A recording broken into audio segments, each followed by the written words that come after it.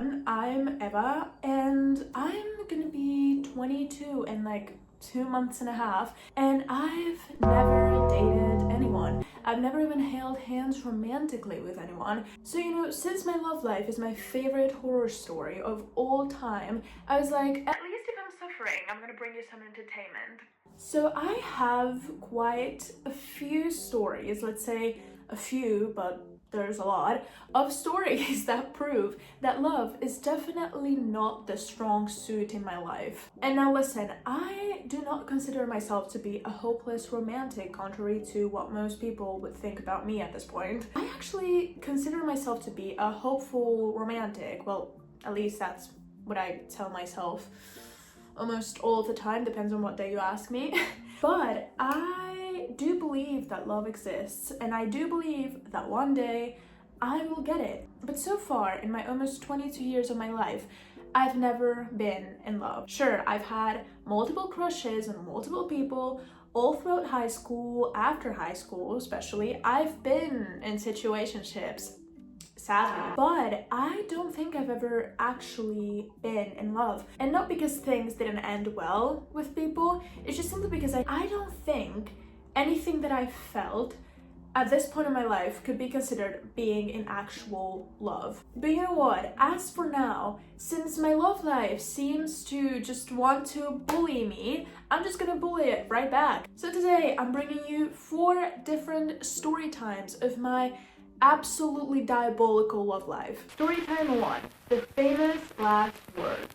So I was through the longest situationship ever with this guy. Let's call him David, okay? You need to remember his name because he's gonna be present in the stories. I would say it was not that long of a situationship, considering things like story times that I've heard of friends of mine or that I saw online. But for me, it was the longest one that I've ever had, and it was just like a lot. Thing is, one day we ended up doing a phone call of almost an hour to, I don't know how, but kind of discuss what we were doing. This should have been a conversation face to face, but one thing led to the other. We ended up on the phone and we just discussed where this was going, what we were comfortable with, what we were not comfortable with. So, after we're on the phone doing some talking, out of the blue, with no context, this happened. Eva, I never hurt you, right? What? So yeah, if someone tells you out of nowhere that they would never hurt you, there's a grenade about to go off on you, okay? So fast forward to the next day. We were gonna hang out. It was gonna be a short hangout. He was just gonna come with me to the bus stop where I had to take my bus back home. And everything was going so well, so perfect. Like, we saw each other, everything was fine, we were joking back and forth, he's touching my waist, we were just chilling. And then suddenly he stops at the middle of the street and he's like, hey, so I think we should just stay friends. Yeah, you can picture my face in a moment, okay? I was like, what? Because that was exactly what we had discussed the night before. So he saw my face and he was like, yeah, you're a little bit pale right now. Do you want to sit down? I was like, yes. So we ended up, sat on a bench in the middle of the street. I missed all my buses because we were talking. And one thing led to the other. We were talking, we were kind of trying to figure out what was going on, because listen, if there's one thing about me, is the fact that I hate arguing. I don't like to scream, I don't like to yell, I don't like to just curse people out. I like to talk. And actually, if I'm in the middle of a confrontation, I'll probably just end up crying instead of screaming. I'm not really a confrontational person. And suddenly, after 5-6 months, hold on, plot twist, he kissed me for the first time.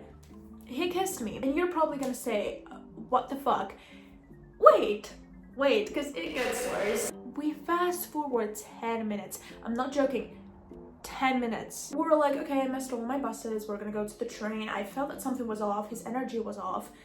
Suddenly, he stops again in the middle of the train station, looks me dead in the eye, and he goes, well, it's better if we just stay friends forever. And before anyone dares to say that it was because of the kiss, no, matter of fact, he has recognized multiple times after the incident, months after, that he wanted the kiss and that he enjoyed the kiss. So I do not want to hear a single bad kisser allegation, alright? That's the one thing that I do not want to hear. And yeah, so after a couple of days, he unfollowed me, he ghosted me. Basically, I tried to talk things out, he just ghosted me, just to come back 2 months after, and then a month after, and then again, and again, and again. So yeah, moral of the story, if someone out of the blue just tells you, you know I never hurt you, right? Without any type of context, babes, the white rabbit is ticking right next to you. Story time 2, the broken radar. Now for context, if you didn't know, I am openly bisexual. I've been for a really long time. I don't think I've ever said that I'm straight my whole life. I was a child and I was like, I don't know, I just like people, I do not care. If I find you attractive, that's it. But you know, people tend to have this thing that they like to call their gay radar. Mine is a little bit broken, as it seems. Oh, you don't believe me? Alright. One night, this was like 2 years ago, we went out with one of my friends back in my hometown to a party to disconnect a bit, to have fun, to enjoy ourselves, and just see for yourself. Wait, hold on. That guy over there is kind of cute. I know him. He's gay. Oh. Anyways, wait, that one is also cute. I also know him. He's gay too. Oh my god. Yeah, no, whatever. Wait, who's that? He's also cute. I hate to break it to you, but I also know him and he's gay too. Oh, for fuck's sake! Yeah, it is that bad. Now, you know, I like to tell myself that maybe we were in the dark, we're drinking, maybe it was that, it was late at night, it was like, what, 2, 3 a.m.? Maybe it was that. But the last time I had a crush on a girl ended up being straight. After like a month of me trying to figure out, is she just being nice? Is she flirting with me? Straight. Now at this point, I think instead of tweaking my gay radar, I think I just need a whole new one. Story time 3. He thought I was the band. Alright, remember David from story 1? We're gonna bring him back. So this was a couple of weeks before his famous last words, which clearly were not his last words as he keeps coming back from the dead. But one day I'm just laying in my bed, a typical Tuesday afternoon, doom scrolling, doing nothing, when suddenly a notification pops up in my phone.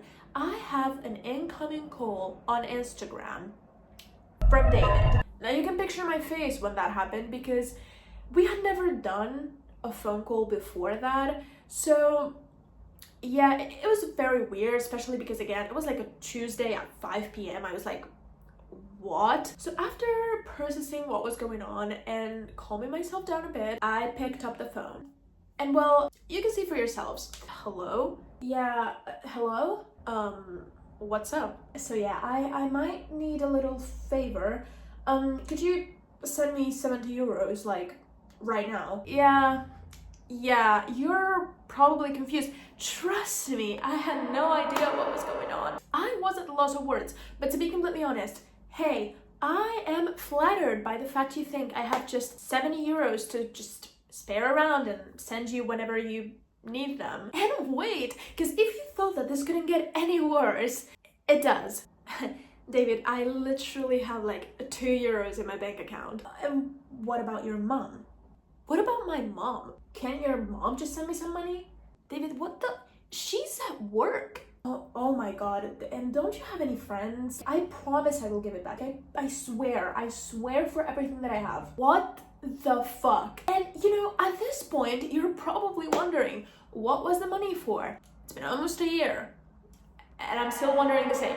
What even is the money for? I'm having some issues to pay with like cash and card. Listen, I'm not even gonna lie. Sometimes I get the urge to text this man just to ask him what the fuck it was for. My best friends and I have some theories that are not very legal about what they were for, but I guess we'll never know. Story time 4. This one is so bad, I couldn't even come up with a title for it. Alright, now strap yourselves in, brace yourselves, because if you thought that at this point of the video you had seen the audacity of mankind, you're just not ready for what I'm about to drop. I saved the worst one for last because I can't even like reinterpret this one. There's just no way. So let's just say, once upon a time, there was this dude, let's call him Pete. So Pete basically love bombed the fuck out of me. I had never been love bombed before, and I just hope it's never gonna happen again. For that month, I thought, hey, maybe things are going well. Turns out he's probably the worst man I've ever met in my whole life, and that's a title to earn coming from me. But trust me, even my friends agree. The song Man Child by Sabrina, this song was written about him. But out of everything he said, because trust me, if you guys like this video, I can make a part 2, because between David and Pete, I can make a whole ass saga of these videos. One takes the crown. And listen, for the longest time, I tried to believe his lie. I tried to believe it because I was like, there is no way he lied to me about this. Because I was like, listen, I do not have that much faith in people at this point. But I was just like, please let this not be true, as in let the fact that he's lying to me not be true. Because listen, right now, I don't care what you're doing. Sit down, grab your chair, hold onto your bed, hold on to anything that you have near yourself right now. Because what I'm about to tell you, you're just never in 100,000 years are you gonna expect it. This boy had the audacity to lie to me. And I say lie because after everything that happened, I just, figured out that it was a lie. Like, all my circle and even people who knew him figured out it was a lie. He told me that he has a terminal illness to emotionally manipulate me. A terminal illness! We're just one day in the middle of the gym working out, and he dropped the lore like it was another Tuesday night for him. The day before, he made me watch, what was it? I Want to Eat Your Pancreas. I think that's the name of the movie. It's like an anime movie, which is very beautiful. I cried. It's about a girl who has a terminal illness and she meets this boy and this kind of trope. And basically, he just, out of the blue, I was just discussing with him the movie because since he recommended it to me, I was like, hey, so I enjoyed it. I thought this and that. It was the most normal thing to say and to break it this way. It was like, so I really relate to the character. That's literally my life. So you can figure, I froze. I was like, why would you compare yourself to a terminally ill character? And he was like, no, because I am literally living the same life. And I'm like, but why? And he's like, no, yeah, because I'm gonna die before I'm 30. Excuse me? And now listen, he made up whole entire storylines. My mom did this, and my dad did this, and my sister. I wake up in the middle of the night and I find her crying in her bedroom because she's so sad that I'm gonna die. He's not gonna die. I'm sorry. There's nothing funny about a terminal illness. Listen, I've dealt with stuff like this in my family, and there's absolutely nothing funny about lying about this. But how do you even have the audacity? Like, why? And by the way, everything was going fine up until this point, so why would you even lie to me? Like, you didn't have to. Like, things were going fine. He would never show me any receipts, which, again, you don't have, like, you can tell me, hey, I have this illness. You don't owe me, showing me your medical receipts. That's normal, that's fine. But the fact that he wouldn't even tell me what the name of the illness was, he was just like, no, I'm gonna drop dead. And by the way, that was his main excuse as to why he didn't want a relationship. How are you gonna make up that you're gonna die just to avoid a relationship? I genuinely, I don't even know what to say. So, David thought that I was the National Bank. Now, this dude, Pete, thought that I was, I don't know, a doctor, his therapist. He should get a therapist, to be honest. And every single time I would try to ask him, what's the illness? The first day that he told me, I tried to ask him, not because I wanted to be invasive, but he brought it up. He kept the conversation going. And of course, I was like, I just wanted to look into it, like, okay, let's see how bad it is. And he would just get defensive or change the topics. I don't even know. Anyways, I think this was enough tragedy about my love life for the day. If you liked it, please remember to subscribe and to like, to comment, to share, and to follow me on my other socials, which are going to be somewhere here on the screen and linked down below. And again, if you liked it and you want to laugh about my diabolically pathetic love life again, I can do a part 2 and 3 and 4 and 5 and 6. But hope you enjoyed, and as you know, I post 2 videos a week, so see you guys either Saturday or Sunday. I'm hoping for Saturday, but yeah, see you guys around soon. Love you guys. Bye bye.